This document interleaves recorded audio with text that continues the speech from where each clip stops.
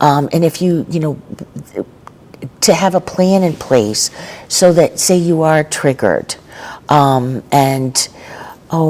trying to think of something. Okay, Well, I used to. yeah. All right, so Yeah. here's I have anxiety, and I used to be a nail picker, and so I might start to feel anxious about something. I get triggered. I start picking my nails.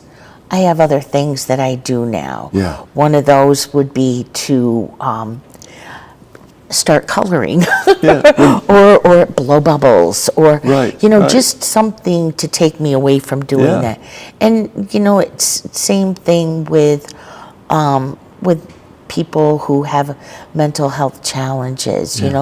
When to have a plan in place when you start to get triggered, have an advanced directives in place, and you share this information with folks so that before you go to the hospital, you have this plan in place, and then maybe you get to a point where you might not be able to make a decision about your health care. You would have this plan in place, and you would designate an individual to make those decisions for you. Yeah. So once you've made that plan, or maybe you set some goals, which are sometimes kind of fuzzy and maybe unrealistic, but you set some goals. And I said unrealistic. Maybe you shouldn't judge your goals. You write your goals down, no matter what. Yep. And then you have the practical steps day by day. We had a guest on who had some early onset Alzheimer's, whose plan each day is written down the night before and put on the floor so that when she gets out of bed in the morning, there's her list. And so that's self-care. She's taking care of herself. Absolutely, and that's what it's all about. Self-care. Yeah. All about self-care. But if you lose the discipline, the self-discipline, that's one of the reasons for a warm line. Yes. That you can call someone and say, I'm having trouble with my list today, or I need this trigger and maybe the trigger is a song, maybe the trigger is an aroma or a memory or.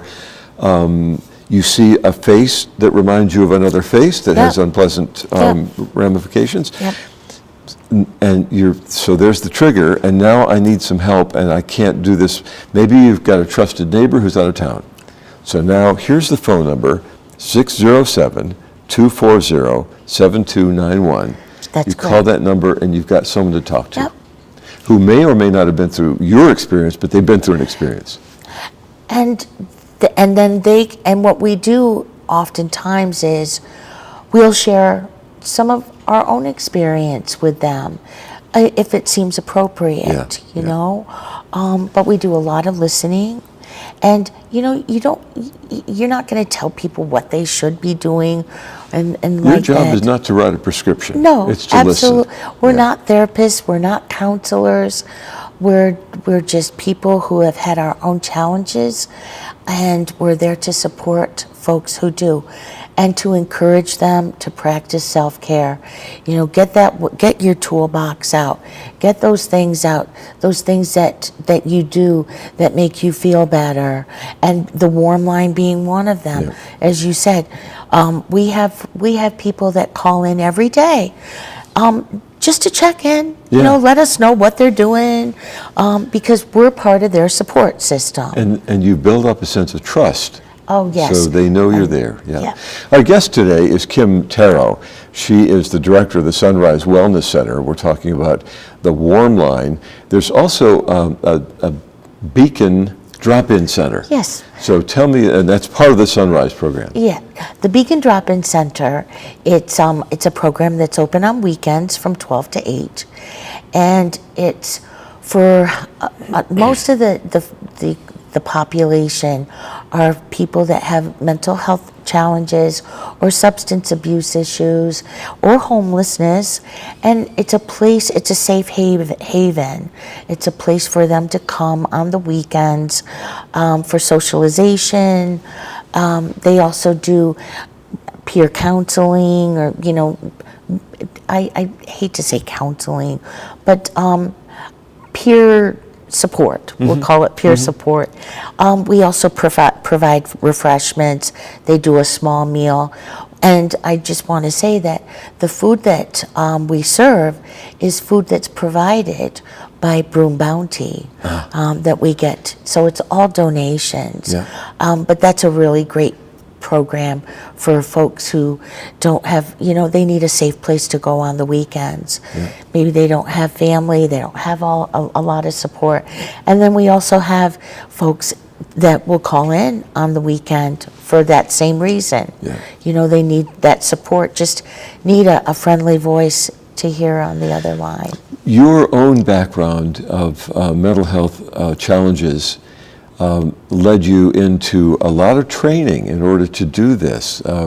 They just didn't draw your name out of a hat and say, you'll be the director. Tell me about what you've been through in terms of training. You were sharing that with me out in the lobby before. Well, I have attended classes at BCC. Well, back when I was going, Yeah, right, it was BCC, SUNY Broome now. Yeah. But I have taken... You have certifications. Yes, I am a New York State certified peer specialist.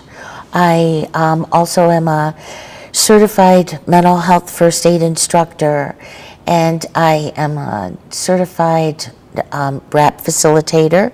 So I train RAP facilitators.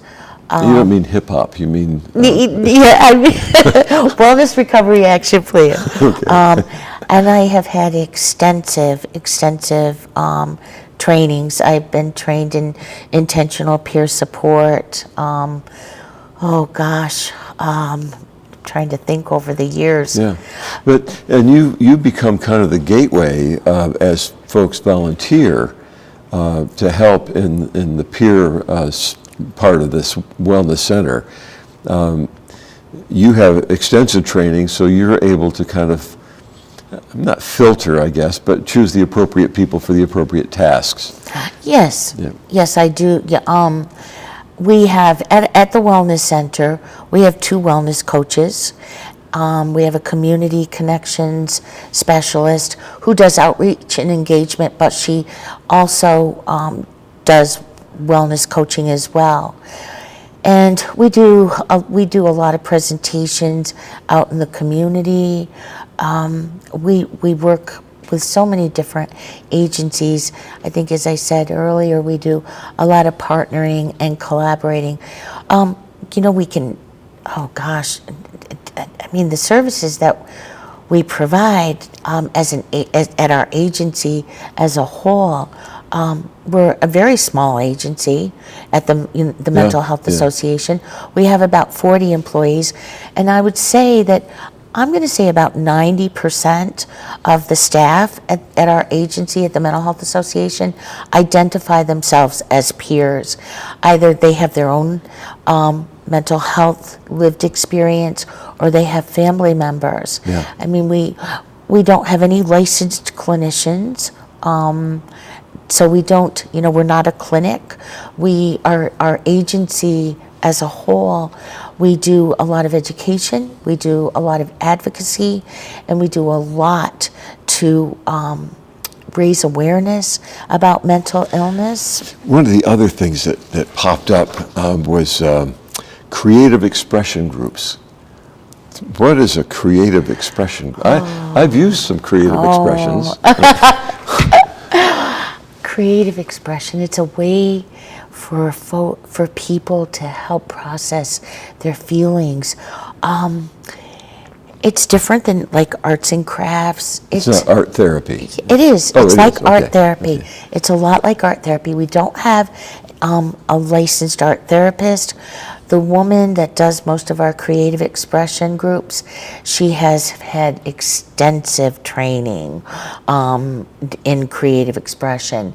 She's gone through a 2-year program up in Albany. But oh my goodness, it's painting. It can be music. It can be movement. Yeah. It can be poetry. It can be writing. It can be drumming. Let the creative self out. Yes. Yes. And it helps, as I said, it helps process those inner feelings, those inner thoughts that folks have. Kim, this has been, I told you this would go by quickly. It did. But I'm not sure we've covered everything, but I'm interested in knowing more, which is a good way to leave things.